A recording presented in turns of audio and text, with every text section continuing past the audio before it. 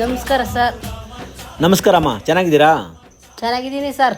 ಯಾಕೆ ನಿಮ್ಮ ಮಕ್ಕಳು ಸ್ಕೂಲ್ಗೆ ಬರ್ತಾ ಇಲ್ವಲ್ಲ? ಬರ್ತಾರೆ ಸರ್, ಬರ್ತಾರೆ. ಈಗ ಕಳ್ಸ್ಕೊಡ್ತೀನಿ ಸರ್. ಬೇಗ ಕಳಿಸಿ ಅಮ್ಮ.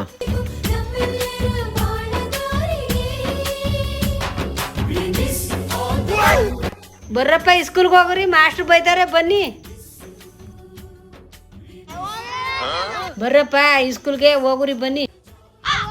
ನಮ್ಮಪ್ಪ ಓದಿದನ, ಅದಕ್ಕೆ ನಾನು ಓದಿಕ್ಕಿಲ್ಲ. ಹೋಗು. ಓದ್ತಿಲ್ಲ, ಹೊಲ ಉಳ್ತೈತೆ, ನಾನು ಉಳ್ತೀನಿ. ಕುರಿ ಮೇಯಿಸ್ತಾನೆ, ನಾನು ಕುರಿ ಮೇಯಿಸ್ತೀನಿ.